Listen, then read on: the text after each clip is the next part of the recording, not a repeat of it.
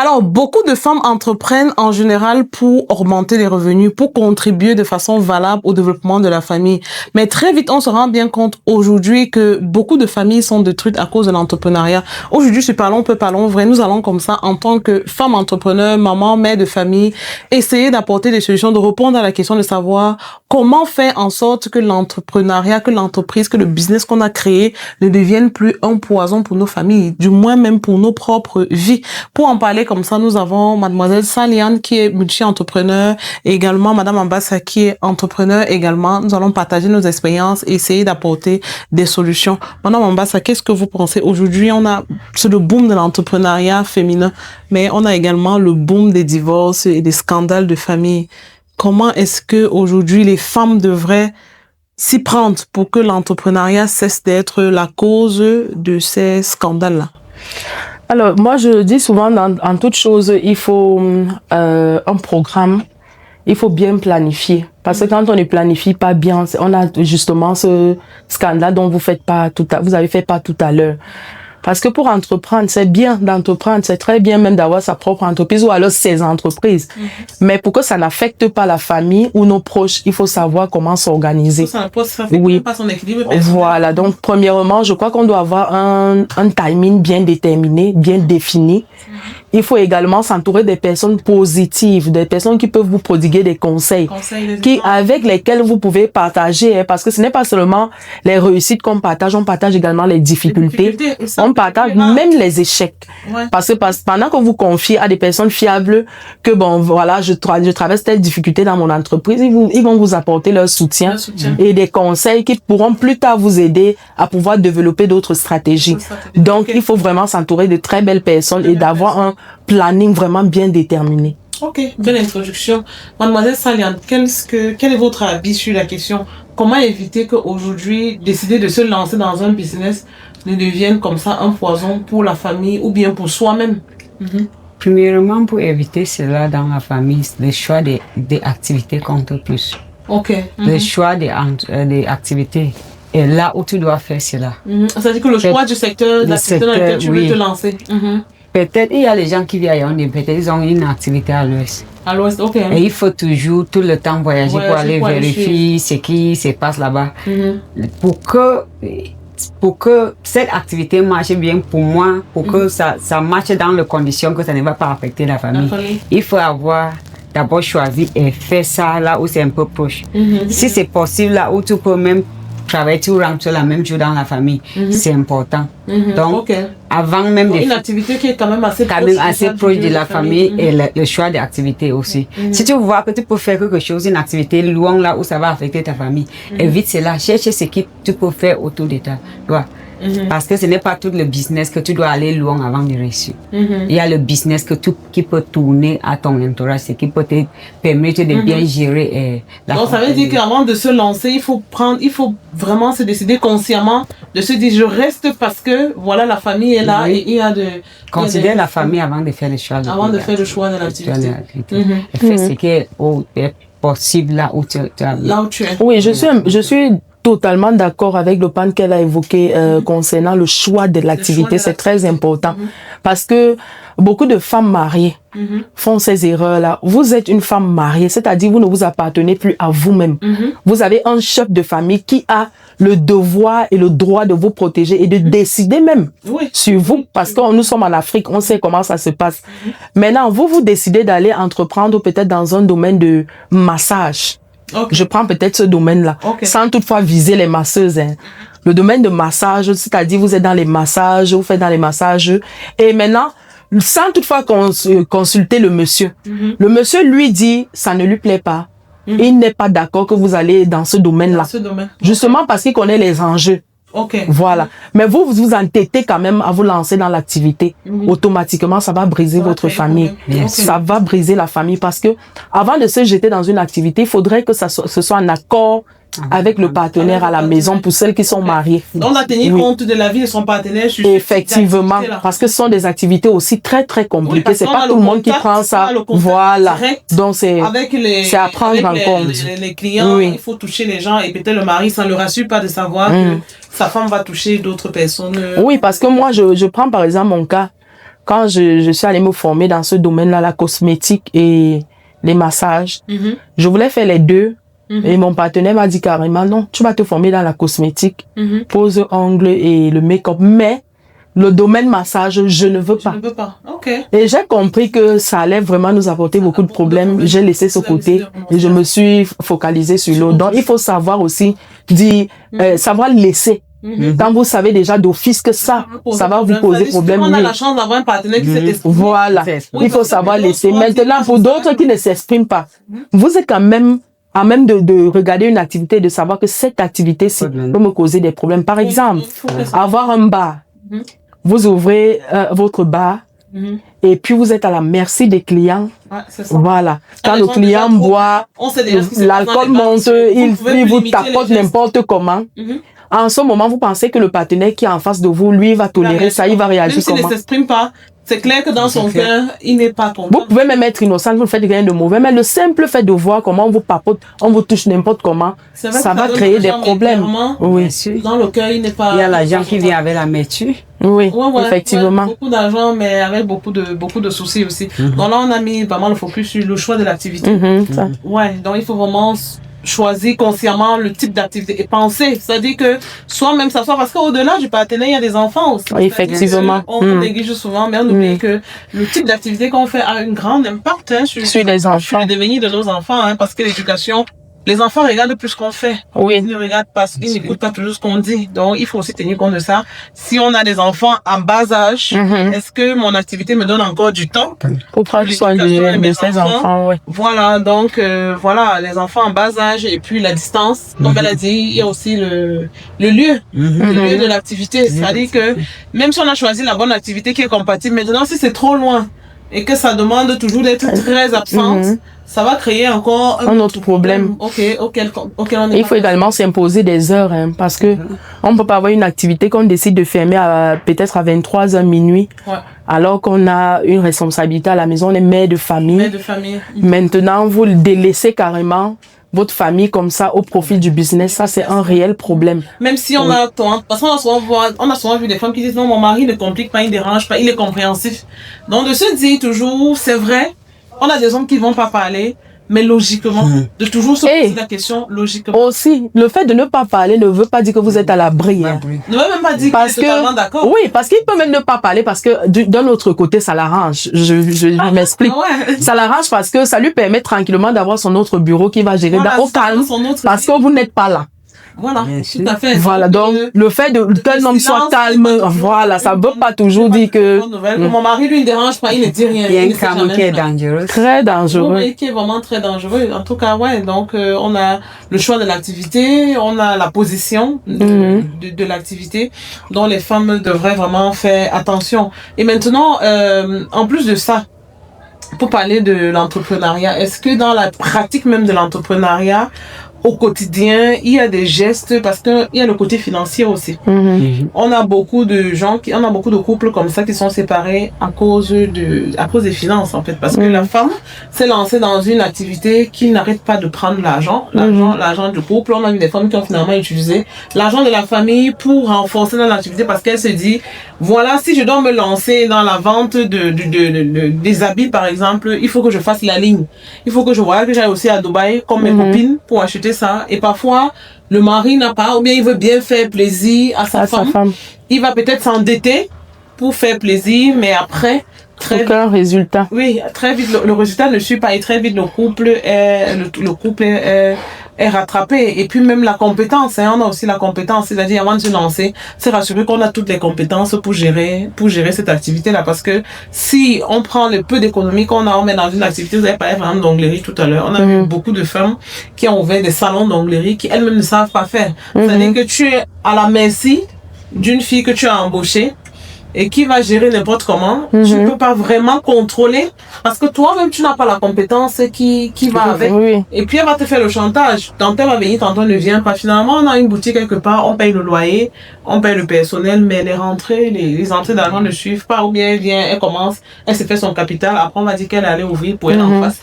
Juste parce qu'on a vu comme ça quelqu'un qui s'est lancé sans forcément tenir compte de ses réelles compétences, de ce qu'elle a à offrir. Maintenant, si on regarde sur le plan individuel, parce qu'aujourd'hui on parle de santé mentale, ok, parce que le danger n'est pas toujours sur le mari ou sur les enfants. On parle de santé mentale aujourd'hui. À quoi est-ce que beaucoup de femmes entrepreneurs s'exposent aujourd'hui quand elles se lancent dans l'entrepreneuriat? On voit beaucoup de femmes qui ont des soucis qui font beaucoup de dépression. Quelles sont, selon vous, les erreurs qu'elles commettent au quotidien qui finissent par les entraîner dans ce problème-là? Ok, moi je dirais que c'est le manque de communication qui crée tout ça. Oui, parce que quand on se lance dans un domaine et qu'on prend sur soi de supporter tout, c'est-à-dire on ne communique carrément pas avec la famille, c'est un réel problème. Parce que tout ce que vous allez subir, c'est sur vous-même. Vous n'avez pas moyen d'extérioriser. Et c'est là où on s'expose à des maladies telles que l'AVC ou alors d'autres problèmes liés à ce type de... Voilà, donc pour moi, je pense qu'il faut beaucoup communiquer. Il faut savoir aller vers les gens. C'est important. C'est important de s'ouvrir, de dire que bon, voilà, j'entreprends dans tel domaine. Mais je rencontre parfois quelques difficultés dans tel ou tel... Voilà, et on vous apporte aussi des idées. Ça vous fera grandir. Mais quand on pense qu'on connaît tout, on gère tout soi-même, on a besoin de personnes, automatiquement on va s'exposer à des problèmes comme ça. Donc il est important de communiquer pour moi, pour éviter des problèmes de santé mentale. Ok. Mademoiselle Saliane, qu'est-ce que vous pensez? Pour éviter d'être très vite débordée ou dépressive? Pour ajouter dans ce qu'elle a parlé de communication, c'est aussi important d'abord de t'aimer toi-même. Parce qu'il y a les choses, si tu t'aimes toi-même, tu ne peux pas faire. C'est là, regarde, ok, c'est moi qui ai exposé, c'est moi qui traverse ceci, cela. Il y a les gens qui aiment le prochain, mais ils ne les aiment pas. Let me put it, yes. Mon français est un peu... They don't love themselves. Parce que, vois, est-ce que ça peut marcher avec moi? Parce que c'est les uns avant d'aller aux autres. Si tu ne te considères pas, ça ne peut pas donner. Si tu te considères, est-ce que ça m'arrange? Avant de communiquer aux autres. Ne te lance pas parce que tu pars maintenant, tu t'es mis ta vie en danger à cause des autres. À cause des autres. Avec ça. Excessivement fait plaisir. Fait plaisir. Fait plaisir. Oui, tu veux même faire emprisonner les autres. Impression. Tu veux créer une impression pour qu'on sache que tu es femme forte. Oui, tu es les femmes fortes. Tu veux juste le nom. Mais tu te négliges. Non, il faut que d'abord. Tu ne te reposes pas. C'est ça. Surtout le repos. Il y a beaucoup de femmes qui ne se reposent pas. Elles ne sont même pas prudentes. Ne sont même pas prudents, ils sont juste là pour faire plaisir. C'est que l'envie des autres compte plus pour eux, plus que ce qu'ils pensent à eux-mêmes, son propre bonheur eux-mêmes. Donc, c'est très important. Avant de lancer dans une activité, il faut d'abord penser à toi. Est-ce que c'est compatible avec mon état de santé? Oui, est-ce que c'est compatible? Est-ce que si je suis exposée là, est-ce qu'elle peut gérer toutes les difficultés qui viennent pour ça? Parce que tu es seule. La famille est là, c'est qui bénéficie, c'est ce que tu viens avec. Si tu sors là, tu rentres, tu payes le pain, ils mangent, ils sont. C'est toi seul qui connais comment tu as fait pour avoir cette pain. Donc, trouvez le temps d'aller chez le médecin. Aussi, il faut consulter. Vérifie tout d'abord, si d'abord c'est d'accord avec toi, avant d'ancrer. Ne pas parce que tu veux, non. La plupart des gens ont perdu leur vie à cause des gestes comme ça. Ils veulent faire plaisir à la famille. À la fin des journées, ils ne se souviennent pas d'eux. À la fin des journées, c'est toujours dans les endroits qu'ils n'aidaient pas parce qu'ils s'est mis dans leur tête. Je vais faire plaisir à ma famille. Je vais faire plaisir à la famille. Je suis prête à tout. Prête à tout pour la famille. Pour aider la famille. À la fin des journées, tu perds de ta vie. Sa famille, ses enfants. Hein. Ses enfants, les gens de famille entière. C'est les frères, c'est les sœurs et tout. Je suis l'aîné. À la fin des journées, tu es mort, tu es parti, la vie continue. Et la vie continue vraiment. Oui, c'est vrai en fait. En fait, c'est les enfants seuls qui perdent. Hein. C'est ça. C'est les enfants seuls qui perdent. Et même s'ils perdent, c'est pour un temps. Après un temps, dès qu'ils ont déjà grandi, tout est passé. Tu as travaillé, mais sans manger. Il n'y a rien. Super. Alors, on revient tout à l'heure après la pause pour continuer sur ce thème. À tout à l'heure. Sans détour et sans tabou, parlons peu, parlons vrai, une émission de Télémarché. Alors nous voilà revenus pour la deuxième partie de ce thème que nous abordons, comment éviter que le business ne devienne un poison pour soi et pour sa famille. Alors tout à l'heure on a beaucoup débattu des erreurs à éviter, des inconvénients que le business pourra avoir sur la famille, mais maintenant on va aborder tout un autre plan, le succès. Parce que parfois, en business, on a beaucoup de gens aujourd'hui qui souffrent parce qu'ils ont réussi.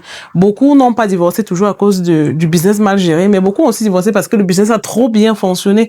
Maintenant, la question qu'on se pose, comment éviter que le succès qu'on a ne devienne comme ça aussi une cause d'échec de son équilibre familial ou bien individuel? Ok. Là, ce côté, vraiment, ça touche particulièrement la femme. Ouais. Parce que c'est nous, les femmes, qui sont souvent beaucoup plus exposées, oui, à ce côté-là. Parce que on a du mal à gérer. On a vraiment du mal à gérer le succès. Parce que quand on a un peu de succès, on prend la grosse tête. Ouais. On se dit, nous sommes arrivés. Pour celles alors qui sont en couple, c'est la magie, c'est la catastrophe. C'est très délicat. Parce qu'en ce moment, si l'homme n'a pas une source de revenus, qui peut un peu égaler celle de la femme, là, c'est la magie. Parce que en ce moment, c'est elle qui porte même carrément le pantalon. Ouais. Elle n'a plus de respect. Pour elle, c'est qu'elle a atteint le sommet et puis tu ne lui sers plus à rien carrément. Et ça, c'est un problème. C'est vrai qu'on a beaucoup plus de divorces dus au succès qu'à l'échec. Oui, effectivement. Oui, les hommes supportent mieux les femmes qui ont échoué que l'inverse. Oui. Ouais. Parce que nous, femmes, on a ce côté-là. Quand on a un peu... Vraiment, on se prend la tête. Ouais. On se prend la tête. Les hommes devraient veiller à ce qu'elle gagne, que ça ne passe jamais pour lui, en fait. Sauf qu'ils ne sont pas à même de contrôler ça. Parce que quand Dieu décide de bénir, peu importe le moment, il ne va pas regarder voilà, il te bénit. On bénit, c'est pour le bien de toute la famille. Voilà. Donc maintenant, c'est à nous de savoir comment gérer. Parce que même pas seulement pour celles qui sont en couple, même également pour la famille, on en a vu. Oui, on en a vu celles qui ont eu du succès. Elles arrivent en pleine réunion familiale, c'est elle qui envoie carrément l'aîné de toute une famille. De toute une famille elle le déplace, va acheter à boire là-bas pour qu'on puisse boire ici pour faire la réunion. Et tout le monde est d'accord, puisque c'est... Oui, et en ce moment, c'est comme on dit la porteuse, voilà. C'est la porteuse qui a le dernier mot. Voilà. Donc quand elle déplace l'aîné, on trouve ça normal. Normal, c'est déjà normal. Parce que ce sont les moyens qui font pression en ce moment-là.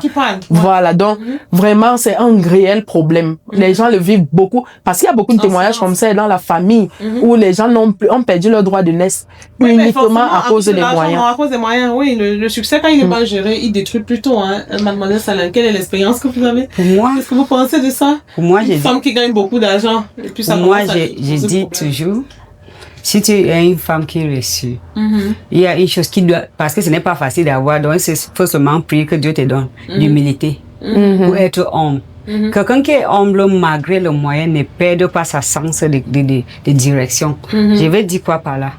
Quand tu es humble, malgré le moyen que tu as, tu sais que tout le monde a sa place. Même si c'est un enfant, tu vas toujours... Vous pensez vraiment qu'il y a un Camerounais humble ici? Il y en a vraiment. Avant, j'ai ma grande sœur qui a l'argent. Elle vit aux États-Unis. Je lui dis toujours que tu es le plus humble des femmes que j'ai vues. Parce que, même à moi, si j'étais... Tu vois comment elle m'adresse. Tu peux penser que peut-être c'est moi qui a le moyen. Alors que elle a le moyen. Elle m'a montré ça. Et plusieurs gens qui sont proches d'elle, ils voient que vraiment, quand elle est là, elle va de la façon qu'elle va d'abord te parler. Elle a la maison. Elle a le locataire chez elle, aux États-Unis, mais quand elle est ici au pays, j'étais même choquée la dernière fois elle est arrivée. Au lieu d'aller louer une grande hôtel, elle est venue dormir chez moi, on mettait même le matelas au sol, on est dormi ensemble. Wow. Et les gens, j'étais à l'aise. Pas les gens de pression que nous, quand elle veut m'envoyer, elle dit s'il te plaît. Wow. Elle ne regarde pas parce qu'elle aime mon aîné de loin. En dehors de ça, elle a le moyen, plus que moi dans tout ça. Mais selon toi, qu'est-ce qui fait qu'elle a pu garder les pieds sur terre? Ça, c'est ce qu'on appelle c'est ça que j'ai dit que Dieu te donne l'humilité. Enfin, parce que si toi-même tu vas aller chercher ça, ce n'est pas possible. Il y a souvent le côté des chers là qui veut toujours dire que je suis. Le dessus, que je suis. Vous savez qui je suis. Il y a un mot que j'aime utiliser, dit que être low-key. Parce que Il faut être calme, mais ton calme parle. Pas déjà que quand tu es quelque part, sens déjà que tu es là, tu attires les choses sur toi pour rien. Mais quand tu es humble, il y a quelqu'un qui vient là, on dit que la personne gère une grande entreprise. La personne est si simple, la manière. En fait, tu laisses les gens te découvrir, tu ne te fais pas découvrir. Exactement, c'est ça. Les gens te découvrent pas que tu te fais voir. Parce que si tu considères d'abord un être humain comme toi-même, tu vois que tout ça, les gens vérifient ceux qui sont morts. Ils ont laissé les maisons, les immeubles, ils sont partis, ils sont où? La tête toujours envers tout le monde. Mets ça d'abord sur ta tête. Ça fait en sorte que tu sais que malgré les moyens, malgré l'état que moi ici, on reste toujours humain. Et on va finir toujours. On va toujours, c'est ça la première chose. Dès que tu considères ça, tu sais déjà que nous, les doigts être hommes. Parce que je n'ai jamais vu quelqu'un qui est humble, c'est difficile. Quand tu as le moyen, tu es humble, tu as le problème avec les gens. C'est très difficile que tu as. Parce que tout le monde qui est à côté de toi se sent à l'aise. Mais quand tu es déjà, ta présence d'abord, ça étouffe les gens. Quoi qu'il faut reconnaître aussi que chez nous au Cameroun, c'est pas facile d'être humble dans certains cas. C'est ça que je dis. Quand tu as les moyens, en fait, chez nous, les gens s'attendent à ce que tu partages. Tu donnes. Mais si tu ne donnes pas, si tu ne partages pas en longueur de journée, vous voyez, c'est pourquoi, des choses à dire aussi, hein. C'est pourquoi on voit beaucoup d'hommes publics, des personnalités publiques, que lorsqu'ils font quelque chose, ils ne le font plus dans le secret, comme la Bible le dit. Quand vous faites du bien, faites-le dans le secret. Non. Ils le font, maintenant ils exposent sur les réseaux. Pourquoi? Parce que quand vous faites dans le secret, vous êtes taxé de personnes avares. Avares, oui. On ne sait pas ce que vous avez fait. On ne sait pas ce que tu fais de ton Mais maintenant, il faut donc, voilà. Il faut donc être, ils ont besoin de montrer que voilà que j'ai. Voilà. Il faut donc être bien assis pour ne pas gérer tout ce qui se dit autour de vous et continuer d'œuvrer dans le secret. Maintenant, beaucoup se jettent et disent non. Comme on dit ça, il faudrait que je montre aux yeux du monde que moi j'aide les gens. Alors s'il fait une bonne action, il vient mettre sur les réseaux pour prouver que je ne suis pas ce que vous pensez, je suis une bonne personne. Alors à ce moment, l'humilité est désactivée carrément. Non, et il y a une autre chose aussi. Il y a un mot qu'on dit en anglais, ne me donne pas le poisson, montre-moi comment on pêche. Quand tu grandis au reçu dans une famille seule, tu deviens esclave. Donc, je vais dire quoi? Que si tu as le moyen, tu es arrivé quelque part, tu fais tes activités, ça marche. Pour mieux être équilibré dans la famille, il faut aussi chercher les autres que tu vas établir. Placer les autres. Si tu places cette personne, il te place une autre. La famille, tu vois, le genre, il n'aura pas le genre. Tu te sens à l'aise. Le genre que non, tu sais que si un problème arrive, tu ne parviens pas à gérer, telle personne va gérer parce que tu as déjà placé la personne. Ça sert à rien de sortir le gros somme d'argent, tu donnes la personne pas acheter ceci sans investir à la personne. Oui, sans investir sur la personne. Investir sur les autres. Quand tu réussis pour être que ça soit balance, il faut chercher les gens qui sont capables parce que tu ne peux pas dire que dans toute une famille, tout le monde est inutile. Il y a les gens qui ont le talent, qui ont besoin des gens qui veulent seulement le tenir la main, il devient quelque chose pour aider les autres pour aussi tenir la main. Les gens là, je vois que quand vous faites comme ça, la famille sera une balance dans la famille. Les gens que non, on ne dit pas qu'une personne, tu seras même fier de toi-même parce que à l'heure là, quand tu es placé, tu sais que non. Quand on dit qu'on a besoin de 1 million comme ça, même si tu sors 400 000, il y a quelqu'un qui va sortir même 300, l'autre sort 500. Parce que tu as aidé la personne. Parce que tu as aidé. Ne reste pas dans une famille, tu réussis seul. Parce que tu vas devenir l'esclave dans la famille. Tout le monde regarde seulement, compte seulement sur toi pour réussir. Et vis-à-vis de la société maintenant, comment est-ce qu'elle devrait se tenir? Parce que finalement, on a l'impression que certaines personnes sont victimes de leur succès. Avec les amis, avec les voisins, avec les connaissances. Quand on a réussi, parfois on est attaqué juste parce qu'on a réussi. C'est-à-dire quels sont les gestes, quelles sont les astuces qu'elle devrait pouvoir appliquer pour se mettre à l'abri.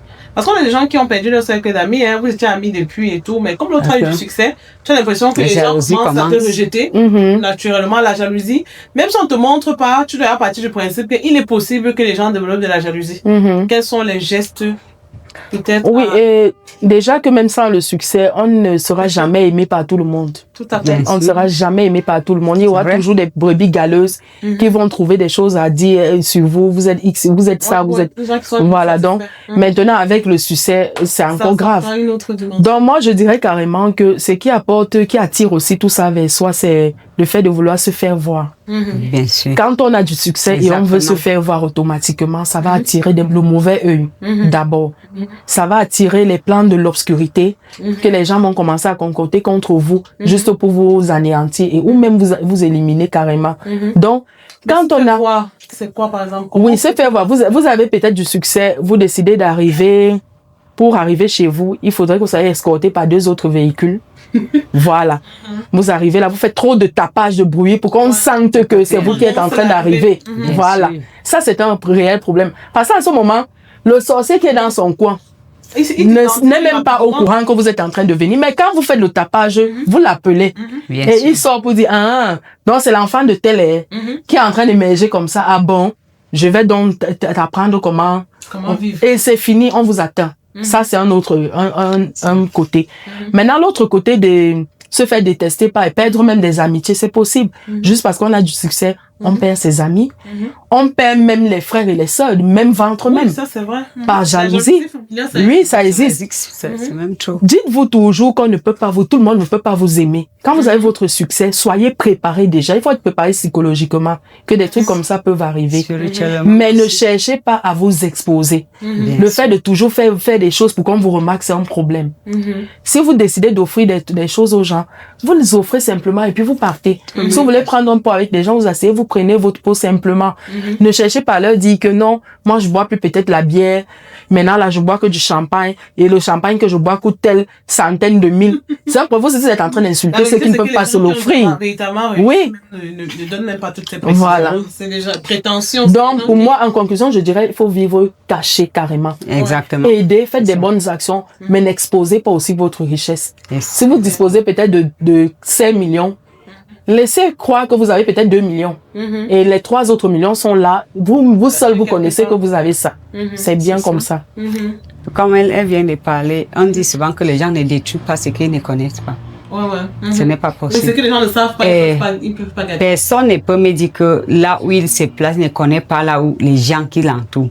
Si tu es vigilant, tu vas connaître le cœur de tout le monde, les intentions, la façon qu'il fait, parce que il ne faut pas une grande chose pour que tu connaisses que cette personne est dangereuse et cette personne, je dois me méfier de telle personne. Il faut être très vigilant. Il faut être très vigilant. Et comme elle vient de dire qu'il faut vivre ta vie low-key, en cachette, ne fais pas que, ne fait pas voir. Oui, effectivement. Ne se fait pas voir. Parce qu'il y a les gens que c'est leur bouche qui le tue. Parce que tu te vangues avec, tu commences à parler, moi j'ai ceci, j'ai cela. Personne, tu ne dois à personne de raconter ce qui se passe dans ta vie. C'est que la personne qui mérite que tu peux parler, tu parles. Si la personne ne mérite pas, reste tranquille. Parce que quand on te calcule là, c'est nous-mêmes qui nous vendons. Quand tu parles déjà, moi j'ai, on prête attention. La personne prend, il dit il a. C'est comme ça que les gens aggravent. Hein. Plus comme ça part, plus la jalousie vient. Elle a dit qu'elle a une voiture. Elle a dit qu'elle a 10 voitures. C'est là où la jalousie commence. Et tu vois, les gens, les autres pages, le marabout, ils cherchaient déjà à te faire baisser, à te nuire pour rien. Donc, une vie low-key, j'aime ça, le mot low-key. Tu es riche, mais personne ne sait ça. Parfois, même si tu vois que donner directement va causer un problème, cache-toi derrière une autre personne. C'est possible. Oui. Tu pars dans une famille que la personne, qu'on ne peut même pas soupçonner que la personne a dit que non. Quand même si c'est 2 millions qu'on demandait, donne. Ne dis pas que c'est moi qui a donné. Oui, tu donnes de façon sans le faire. Oui, là tu es en sécurité. On sait que non, c'est telle personne. Ça, c'est entre Dieu et toi. C'est entre Dieu et toi. Là, tu es en sécurité. Ça sert à rien d'aller t'exposer. Après, on te cherche pour lui. Alors, il y a tout dernier aspect qu'on n'a pas abordé, avec lequel on va conclure. Hein. Chacune va donner son mot là-dessus. Beaucoup de femmes entrepreneurs, la relation avec les enfants. Parce qu'on a parlé de la relation avec le mari, avec la société, maintenant avec les enfants. Beaucoup de femmes ont perdu le contrôle sur leurs enfants. Aujourd'hui, ça dit, parfois les enfants ont été réussis, mais elle n'est pas forcément pour beaucoup, parce qu'elle a été très absorbée par le business. Le business a marché, mais sans la relation mère-enfant a été inexistant, hein, carrément. Quel est le conseil que vous pouvez donner aujourd'hui à ces mamans-là pour finir le débat? Qu'est-ce qu'elles devraient faire pour éviter d'arriver à un point de sa vie où tu as l'argent, tout le monde en profite, mais quelque part au fond de toi, tu te sens très mal? Parce que quand tu regardes tes enfants, tu sens que tu as échoué quelque part. La société voit que tu as réussi. C'est grave. Mais vis-à-vis de tes enfants, tu sais que... Moi, je pense que quand on cherche même l'argent, déjà, pour ceux qui ont les enfants, c'est pour eux premièrement. C'est pour le bien-être de ces enfants-là qu'on le cherche et qu'on se bat au quotidien.